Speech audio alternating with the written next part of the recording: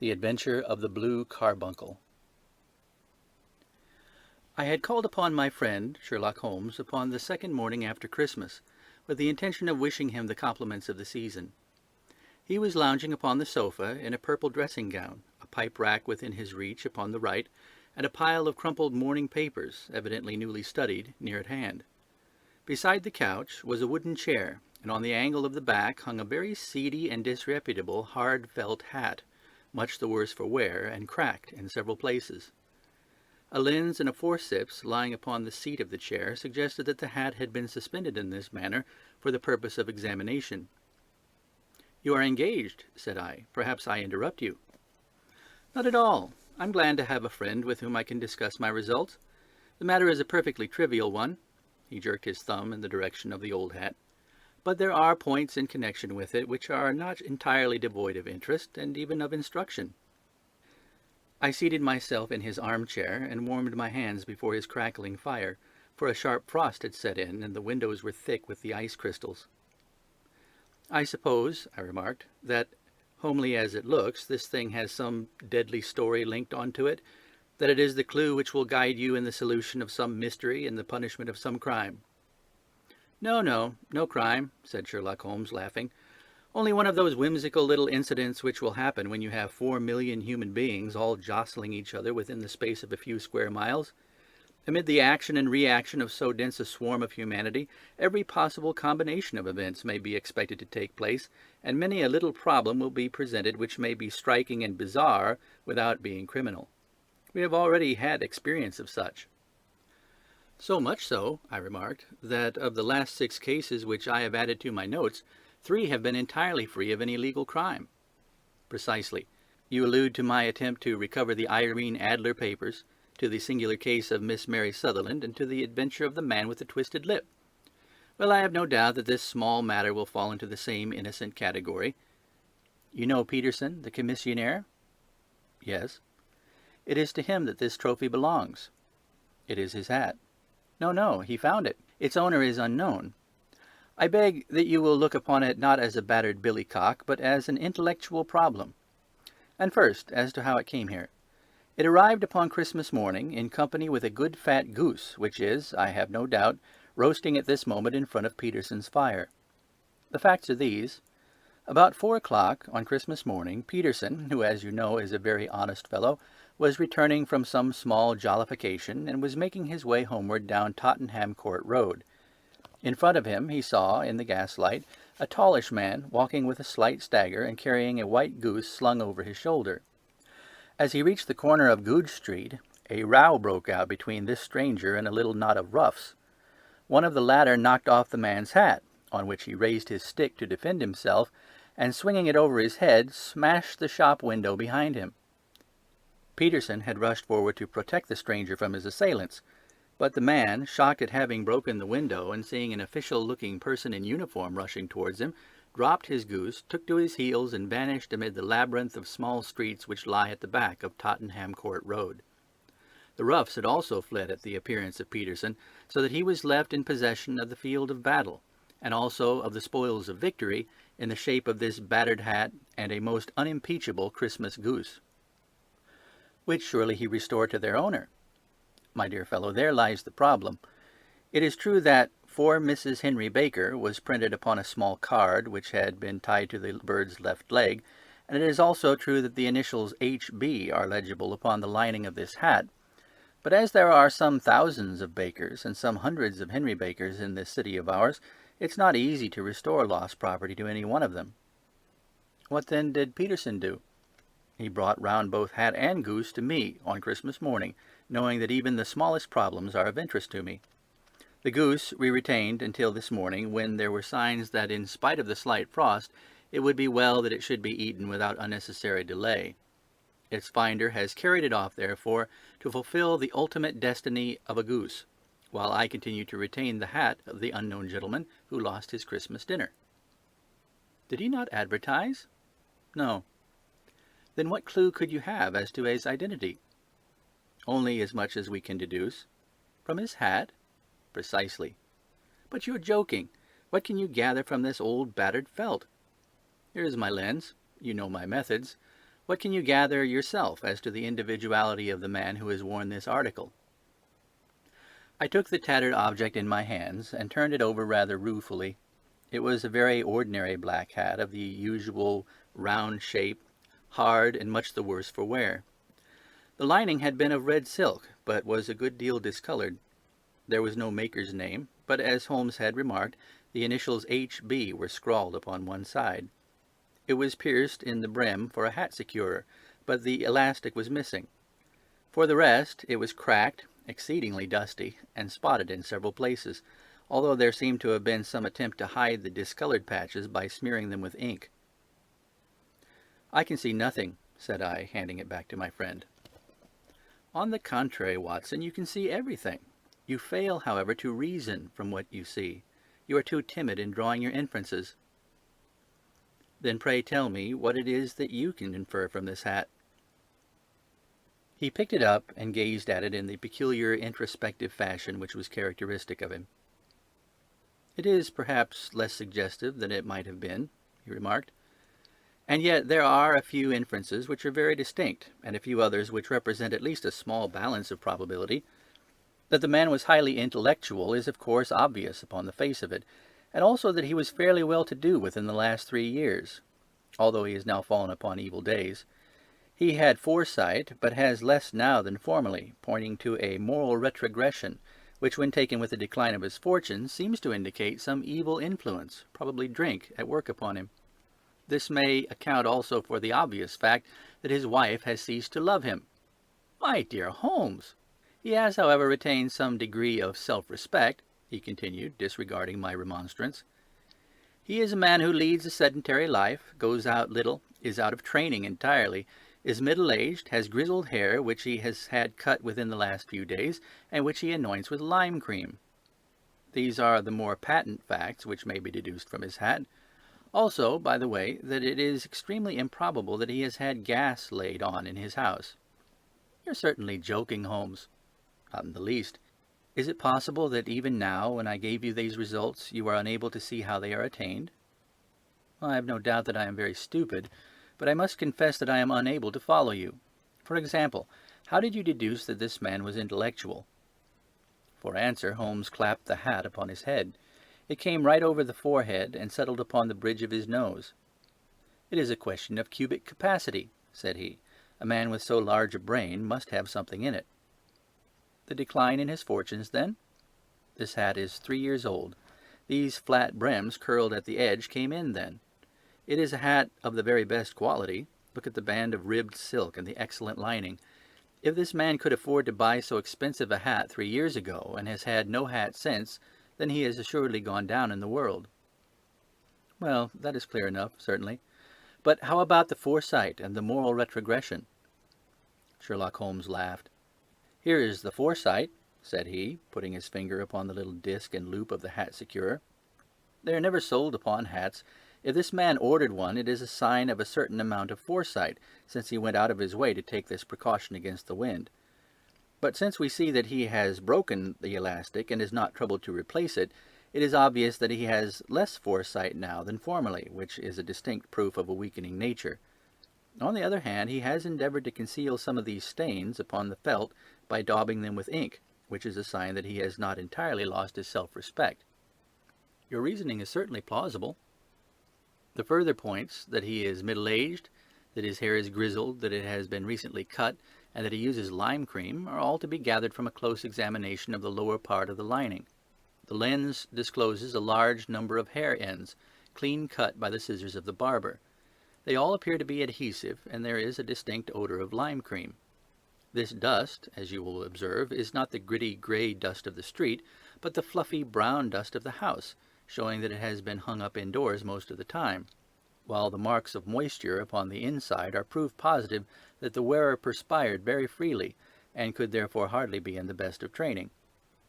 "But his wife, you said that she had ceased to love him." "This hat has not been brushed for weeks.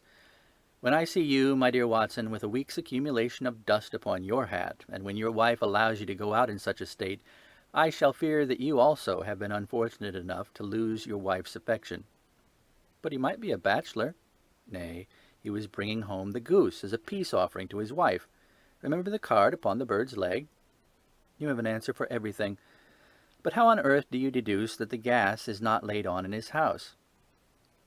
One tallow stain, or even two, might come by chance, but when I see no less than 5, I think that there can be little doubt that the individual must be brought into frequent contact with burning tallow, walks upstairs at night probably, with his hat in one hand and a guttering candle in the other. Anyhow, he never got tallow stains from a gas jet. Are you satisfied? Well, it is very ingenious, said I, laughing. But since, as you said just now, there has been no crime committed and no harm done save the loss of a goose, all this seems to be rather a waste of energy. Sherlock Holmes had opened his mouth to reply when the door flew open, and Peterson, the commissionaire, rushed into the apartment with flushed cheeks and the face of a man who is dazed with astonishment. "The goose, Mr. Holmes! The goose, sir!" he gasped. "Eh? What of it, then? Has it returned to life and flapped off through the kitchen window?" Holmes twisted himself round upon the sofa to get a fairer view of the man's excited face. "See here, sir! See what my wife found in its crop!" He held out his hand and displayed upon the center of the palm a brilliantly scintillating blue stone, rather smaller than a bean in size, but of such purity and radiance that it twinkled like an electric point in the dark hollow of his hand. Sherlock Holmes sat up with a whistle. "By Jove, Peterson," said he, "this is a treasure trove indeed. I suppose you know what you've got." "A diamond, sir! A precious stone! It cuts into glass as though it were putty." "It's more than a precious stone. It's the precious stone." "Not the Countess of Morcar's Blue Carbuncle!" I ejaculated. "Precisely so. I ought to know its size and shape, seeing that I have read the advertisement about it in the Times every day lately. It is absolutely unique, and its value can only be conjectured, but the reward offered of £1,000 is certainly not within a 20th part of the market price." £1,000! Great Lord a mercy! The commissionaire plumped down into a chair and stared from one to the other of us. "That is the reward, and I have reason to know that there are sentimental considerations in the background which could induce the Countess to part with half her fortune if she could just recover the gem." "It was lost, if I remember aright, at the Hotel Cosmopolitan," I remarked. "Precisely so, on the 22nd of December, just 5 days ago. John Horner, a plumber, was accused of having abstracted it from the lady's jewel case. The evidence against him was so strong that the case has been referred to the assizes. I have some account of the matter here, I believe." He rummaged amid his newspapers, glancing over the dates, until at last he smoothed one out, doubled it over, and read the following paragraph. "Hotel Cosmopolitan Jewel Robbery. John Horner, 26, plumber, was brought up upon the charge of having, upon the 22nd instant, abstracted from the jewel case of the Countess of Morcar the valuable gem known as the Blue Carbuncle. James Ryder, upper attendant at the hotel, gave his evidence to the effect that he had shown Horner up to the dressing-room of the Countess of Morcar upon the day of the robbery, in order that he might solder the second bar of the grate, which was loose. He had remained with Horner some little time, but had finally been called away. On returning, he found that Horner had disappeared, that the bureau had been forced open, and that the small morocco casket, in which, as it afterwards transpired, the Countess was accustomed to keep her jewel, was lying empty upon the dressing-table. Ryder instantly gave the alarm, and Horner was arrested the same evening. But the stone could not be found, either upon his person or in his rooms. Catherine Cusack, maid of the Countess, deposed to having heard Ryder's cry of dismay on discovering the robbery, and to having rushed into the room where she found matters as described by the last witness. Inspector Bradstreet, B Division, gave evidence as to the arrest of Horner, who struggled frantically and protested his innocence in the strongest terms. Evidence of a previous conviction for robbery having been given against the prisoner, the magistrate refused to deal summarily with the offence, but referred it to the assizes. Horner, who had shown signs of intense emotion during the proceedings, fainted away at the conclusion and was carried out of court. So much for the police court," said Holmes, thoughtfully, tossing aside the paper. "The question for us now to solve is the sequence of events leading from a rifled jewel case at one end to the crop of a goose in Tottenham Court Road at the other. You see, Watson, our little deductions have suddenly assumed a much more important and less innocent aspect. Here is the stone.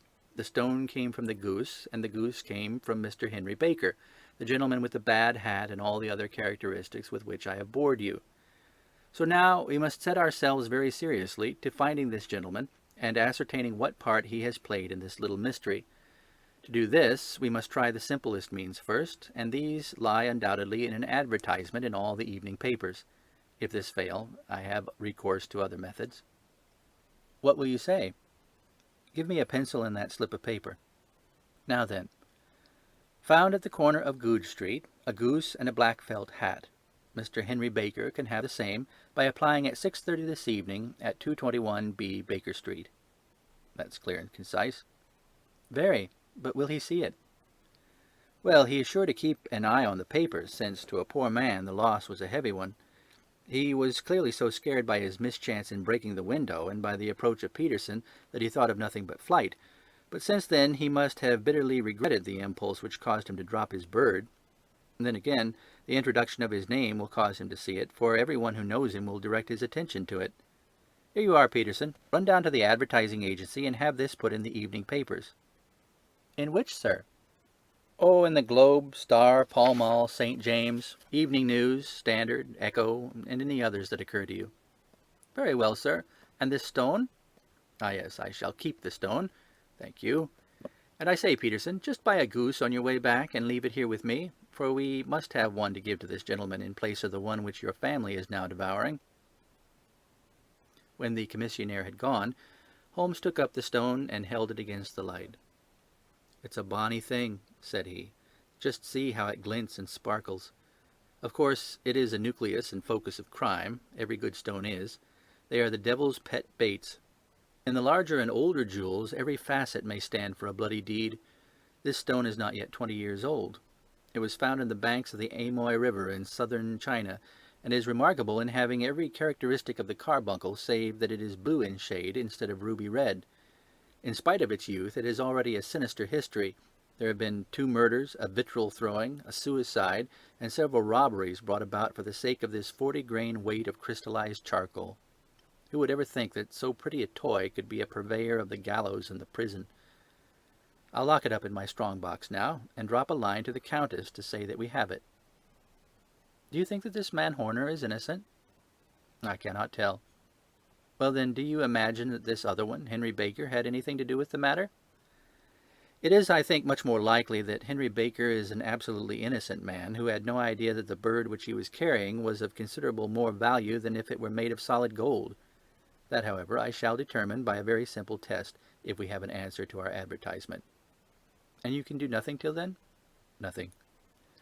In that case, I shall continue my professional round, but I shall come back in the evening at the hour you have mentioned, for I would like to see the solution of so tangled a business.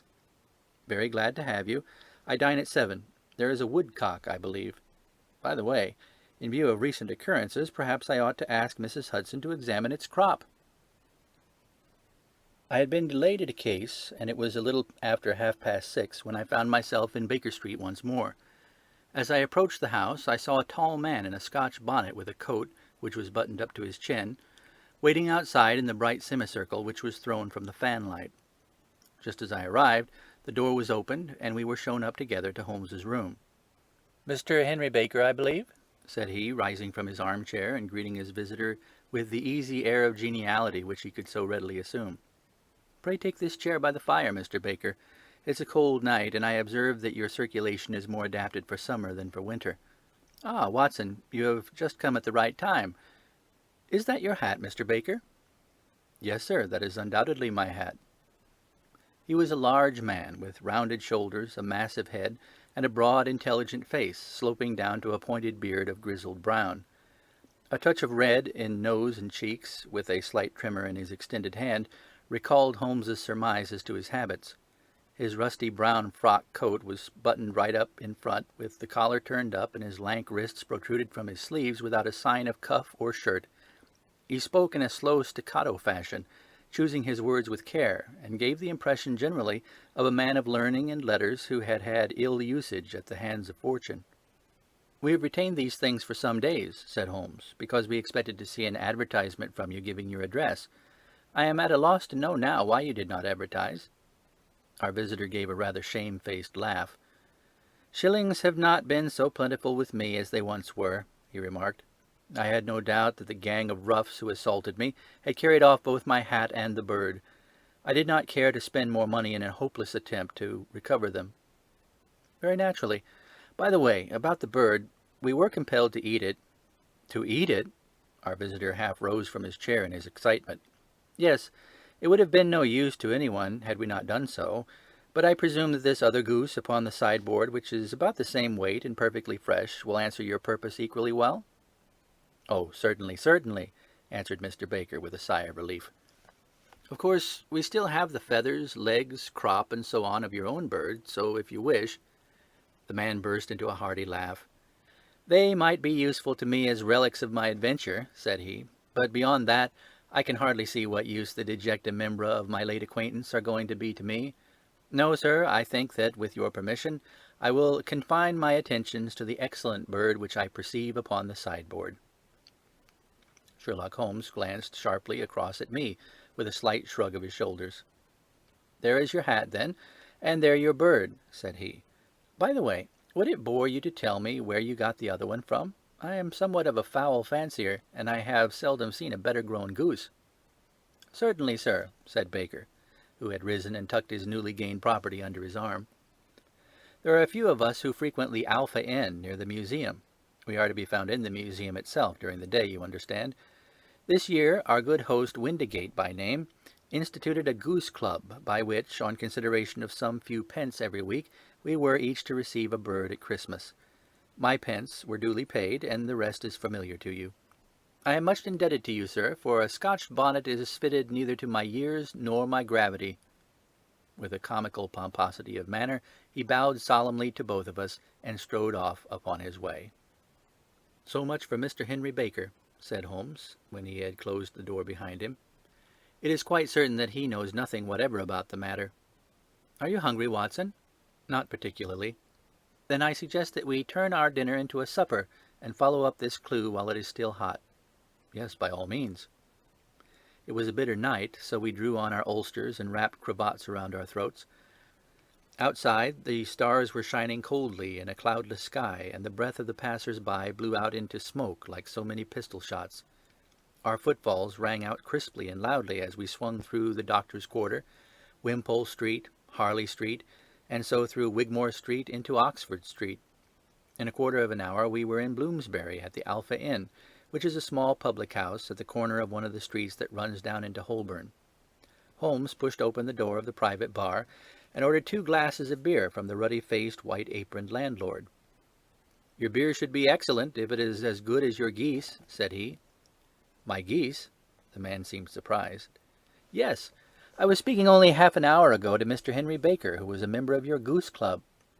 "Ah, yes, I see. But you see, sir, them's not our geese." "Indeed. Whose then?" "Well, I got the 2 dozen from a salesman in Covent Garden." "Indeed. I know some of them. Which one was it?" "Breckenridge is his name." "I don't know him. Well, here's your good health, landlord, and prosperity to your house.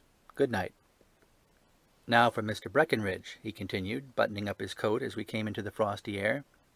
"Remember, Watson, that though we have so homely a thing as a goose at one end of this chain, we have at the other a man who will certainly get 7 years' penal servitude unless we can establish his innocence.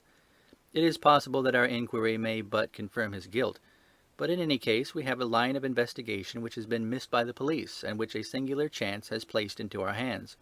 Let us follow it out to the bitter end. Faces to the south, then, and quick march." We passed across Holborn, down Indal Street, and so through a zigzag of slums to Covent Garden Market. One of the largest stalls bore the name of Breckenridge upon it, and the proprietor, a horsey-looking man with a sharp face and trim side-whiskers, was helping a boy to put up the shutters. "Good evening. It's a cold night," said Holmes. The salesman nodded and shot a questioning glance at my companion. "Sold out of geese, I see," continued Holmes, pointing at the bare slabs of marble. "Let you have 500 tomorrow morning." "That's no good." "Well, there are some on the stall with the gas flare." "Ah, but I was recommended to you." "Who by?" "The landlord of the Alpha." "Oh, yes, I sent him a couple of dozen." "Fine birds they were, too. Now, where did you get them from?" To my surprise, the question provoked a burst of anger from the salesman. "Now then, mister," said he, with his head cocked and his arms akimbo, "what are you driving at? Let's have it straight now." "It's straight enough. I should like to know who sold you the geese which you supplied to the Alpha." "Well, then, I shan't tell you. So now." "Oh, it's a matter of no importance. But I don't know why you should be so warm over such a trifle." "Warm? You'd be as warm, maybe, if you were pestered as I am. When I pay good money for a good article, there should be an end to the business. But it's where are the geese, and who did you sell the geese to, and what will you take for the geese? One would think they are the only geese in the world to hear the fuss that's made over them." "Well, I have no connection with any other people who have been making inquiries," said Holmes carelessly. "If you won't tell us, the bet's off, that's all. But I'm always ready to back my opinion on a matter of fowls, and I have a fiver on it that the bird I ate is country bred." "Well, then, you've lost your fiver, for it's town bred," snapped the salesman. "It's nothing of the kind." "I say it is." "I don't believe it." "Do you think you know more about fowls than I, who have handled them ever since I was a nipper? I tell you all those birds that went to the Alpha were town bred." "You'll never persuade me to believe that." "Will you bet, then?"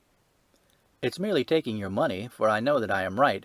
But I'll have a sovereign on with you, just to teach you not to be obstinate." The salesman chuckled grimly. "Bring me the books, Bill," said he. The small boy brought round a small thin volume and a great greasy-backed one, laying them out together beneath the hanging light. "Now then, Mr. Cocksure," said the salesman, "I thought that I was out of geese, but before I finish you'll find that there's still one left in my shop. You see this little book? Well, that's the list of the folk from whom I buy. Do you see? Well then, here on this page are the country folk, and the numbers after the names are where their accounts are in the big ledger. Now then, you see this other page in red ink? Well, that's a list of my town suppliers. Now look at that third name. Just read it out to me." "Mrs. Oakshott, 117 Brixton Road, 249, read Holmes. "Quite so. Now, turn that up in the ledger." Holmes turned to the page indicated. "There you are, Mrs. Oakshott, 117 Brixton Road, egg and poultry supplier. Now then, what's the last entry?" "December 22nd, 24 geese at 7 shillings 6 pence. "Quite so. There you are. And underneath? Sold to Mr. Windigate of the Alpha at 12 shillings. What do you have to say now?" Sherlock Holmes looked deeply chagrined. He drew a sovereign from his pocket and threw it down upon the slab, turning away with the air of a man whose disgust is too deep for words. A few yards off, he stopped under a lamp-post and laughed in the hearty, noiseless fashion which was peculiar to him. "When you see a man with whiskers of that cut and the pink 'un protruding out of his pocket, you can always draw him by a bet," said he. "I dare say that if I had put £100 down in front of him, that man would not have given me such complete information as was drawn from him by the idea that he was doing me on a wager. Well, Watson, we are, I fancy, nearing the end of our quest, and the only point which remains to be determined is whether we should go on to this Mrs. Oakshott tonight, or whether we should reserve it for tomorrow. It is clear from what that surly fellow said that there are others besides ourselves who are anxious about this matter, and I should—" His remarks were suddenly cut short by a loud hubbub which broke out from the stall which we had just left. Turning round, we saw a little rat-faced fellow standing in the center of the circle of yellow light which was thrown by the swinging lamp, while Breckenridge, the salesman, framed in the door of his stall, was shaking his fists fiercely at the cringing figure. "I've had enough of you and your geese," he shouted. "I wish you were all at the devil together. If you come pestering me any more with your silly talk, I'll set the dog at you. You bring Mrs. Oakshott here, and I'll answer to her, but what do you have to do with it? Did I buy the geese off you?" "No, but one of them was mine all the same," whined the little man. "Well, then ask Mrs. Oakshott for it." "She told me to ask you." "Well, you can ask the King of Prussia for all I care. I've had enough of it. Get out of this." He rushed fiercely forward, and the inquirer flitted away into the darkness. "Ha, this may save us a visit to Brixton Road," whispered Holmes. "Come with me, and we will see what is to be made of this fellow." Striding through the scattered knots of people who lounged round the flaring stalls, my companion speedily overtook the little man and touched him upon the shoulder. He sprang round, and I could see in the gaslight that every vestige of color had been driven from his face. "Who are you, then? What do you want?" he asked in a quavering voice. "You will excuse me," said Sherlock Holmes, blandly, "but I could not help overhearing the questions which you put to the salesman just now. I think that I could be of assistance to you." "You? Who are you? How could you know anything of the matter?" "My name is Sherlock Holmes. It is my business to know what other people don't know." "But you could know nothing of this." "Excuse me, I know everything of it. You are endeavouring to trace some geese which were sold by Mrs. Oakshott of Brixton Road to a salesman named Breckenridge, by him in turn to Mr. Windigate of the Alpha, and by him to his club, of which Mr. Henry Baker is a member." "Oh, sir, you are the very man whom I have longed to meet," cried the little fellow, with outstretched arms and quivering fingers. "I can hardly explain to you how interested I am in this matter." Sherlock Holmes hailed a four-wheeler which was passing. "In that case, we had better discuss it in a cosy room rather than in this wind-swept market-place," said he. "But pray tell me, before we go further, who is it that I have the pleasure of assisting?" The man hesitated for an instant. "My name is John Robinson," he answered, with a sidelong glance. "No, no, the real name," said Holmes sweetly. "It is always awkward doing business with an alias." A flush sprang to the white cheeks of the stranger. "Well, then," said he, "my real name is James Ryder." "Precisely so. Head attendant of the Hotel Cosmopolitan. Pray step into the cab, and I shall soon be able to tell you everything which you would wish to know." The little man stood glancing from one to the other of us with half-frightened, half-hopeful eyes, as one who is not sure whether he is on the verge of a windfall or a catastrophe. Then he stepped into the cab, and in half an hour we were back in the sitting-room at Baker Street. Nothing had been said during our drive, but the high, thin breathing of our new companion and the claspings and unclaspings of his hands spoke of the nervous tension within him. "Here we are," said Holmes cheerily, as we filed into the room. "The fire looks very seasonable in this weather. You look cold, Mr. Ryder. Pray take the basket chair. I will just put on my slippers before we settle this little matter of yours. Now then, you want to know what became of those geese?" "Yes, sir." "Or rather, I fancy, of that goose. It was one bird, I imagine, in which you were interested, white, with a black bar across the tail." Ryder quivered with emotion. "Oh, sir," he cried, "can you tell me where it went to?" "It came here." "Here?" "Yes, and a most remarkable bird it proved. I don't wonder that you should take an interest in it. It laid an egg after it was dead. The bonniest, brightest little blue egg that ever was seen.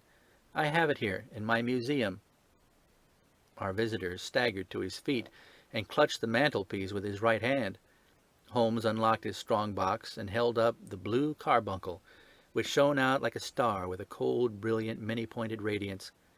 Ryder stood glaring with a drawn face, uncertain whether to claim or to disown it. "The game's up, Ryder," said Holmes quietly. "Hold up, man, or you'll be into the fire. Give him an arm back into his chair, Watson. He's not got blood enough to go in for felony with impunity. Give him a dash of brandy. So. Now he looks a little more human. What a shrimp it is, to be sure." For a moment he had staggered and nearly fallen, but the brandy brought a tinge of color into his cheeks, and he sat staring with frightened eyes at his accuser. "I have almost every link in my hands, and all the proofs which I could possibly need, so there is little which you need tell me. Still, that little may as well be cleared up to make your case complete. You had heard, Ryder, of this blue stone of the Countess of Morcar's?" "It was Catherine Cusack who told me of it," said he in a crackling voice. "I see, her ladyship's waiting-maid. Well, the temptation of sudden wealth so easily acquired was too much for you, as it has been for better men before you. But you were not very scrupulous in the means you used. It seems to me, Ryder, that there is the making of a very pretty villain in you. You knew that this man Horner, the plumber, had been concerned in some such matter before, and that suspicion would rest more readily upon him. What did you do then? You made some small job in my lady's room, you and your confederate Cusack, and you managed that he should be the man sent for. And then, when he had left, you rifled the jewel case, raised the alarm, and had this unfortunate man arrested. You then—" Ryder threw himself down suddenly upon the rug and clutched at my companion's knees. "For God's sake, have mercy!" he shrieked. "Think of my father, of my mother. It would break their hearts. I never went wrong before. I never will again. I swear it. I swear it on a Bible. Oh, don't bring it into court. For Christ's sake, don't." "Get back into your chair," said Holmes sternly, It is very well to cringe and crawl now, but you thought little enough of this poor Horner in the dock for a crime of which he knew nothing. I will fly, Mr. Holmes. I will leave the country, sir. Then the charge against him will break down. We will talk about that. And now let us hear a true account of the next act. How came the stone into the goose, and how came the goose into the open market? Tell us the truth, for there lies your only hope and safety. Ryder passed his tongue over his parched lips. I will tell you it just as it happened, sir, said he. When Horner had been arrested, it seemed to me that it would be best for me to get away with the stone at once, for I did not know at what moment the police might not take it into their heads to search me and my room. There was no place about the hotel where it would be safe. I made out as if on some commission, and I made for my sister's house. She had married a man named Oakshott, and lived in Brixton Road, where she fattened fowls for the market. All the way there every man I met seemed to me to be a policeman or a detective, and for all that it was a cold night, the sweat was pouring down my face before I came to the Brixton Road. My sister asked me what was the matter, and why I was so pale, but I told her that I had been upset by the jewel robbery at the hotel.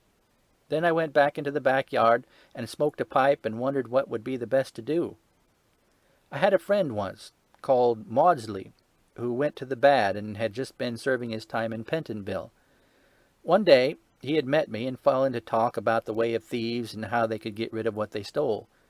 I knew that he would be true to me, for I knew one or two things about him, so I made up my mind to go right on to Kilburn, where he lived, and take him into my confidence.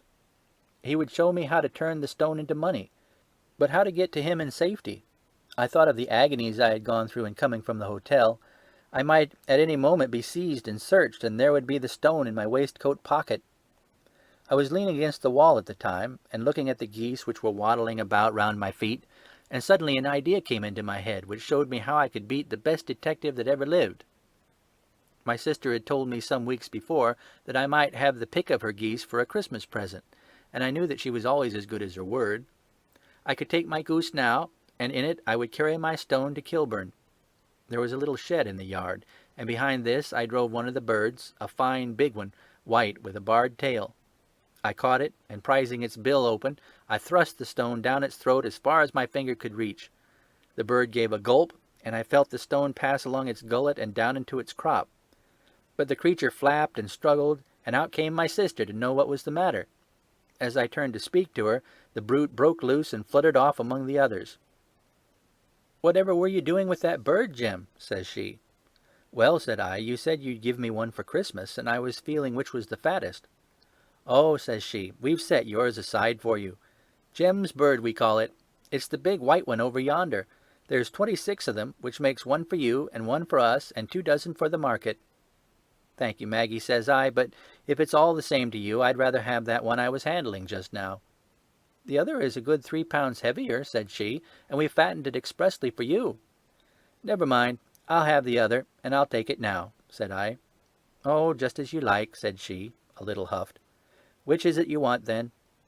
"That white one, with the barred tail, right in the middle of the flock." "Oh, very well. Kill it and take it with you." Well, I did what she had said, Mr. Holmes, and I carried the bird all the way to Kilburn. I told my pal what I had done, for he was a man that it was easy to tell a thing like that to. He laughed until he choked, and we got a knife and opened the goose. My heart turned to water, for there was no sign of the stone, and I knew that some terrible mistake had occurred. I left the bird, rushed back to my sister's, and hurried into the backyard. There was not a bird to be seen there. "Where are they all, Maggie?" I cried. "Gone to the dealers, Jim." "Which dealers?" "Breckenridge, of Covent Garden." "But was there another with a barred tail?" I asked, "the same as the one I chose?" "Yes, Jim, there were 2 barred-tailed ones, and I could never tell them apart."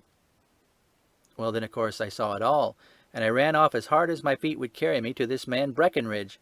But he had sold the lot at once, and not one word would he tell me as to where they had gone. You heard him yourselves tonight.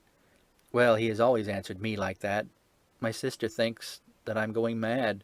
Sometimes I think that I am myself. And now I am myself a branded thief, without ever having touched the wealth for which I sold my character. God help me! God help me!" He burst into convulsive sobbing, with his face buried in his hands. There was a long silence, broken only by his heavy breathing and by the measured tapping of Sherlock Holmes's fingertips upon the edge of the table. Then my friend rose and threw open the door. "Get out," said he. "What, sir?" "Oh, heaven bless you! No more words. Get out." And no more words were needed. There was a rush, a clatter upon the stairs, the bang of a door, and the crisp rattle of running footfalls from the street. "After all, Watson," said Holmes, reaching up his hand for his clay pipe, "I am not retained by the police to supply their deficiencies. If Horner were in danger it would be another thing, but this fellow will not appear against him, and the case must collapse. I suppose that I am commuting a felony, but it is just possible that I am saving a soul. This fellow will not go wrong again. He is too terribly frightened. Send him to gaol now, and you make him a gaol bird for life. Besides, it's the season of forgiveness. Chance has put in our way a most singular and whimsical problem, and its solution is its own reward. If you will have the goodness to touch the bell, Doctor, we will begin another investigation, in which also a bird will be the chief feature." End of The Adventure of the Blue Carbuncle.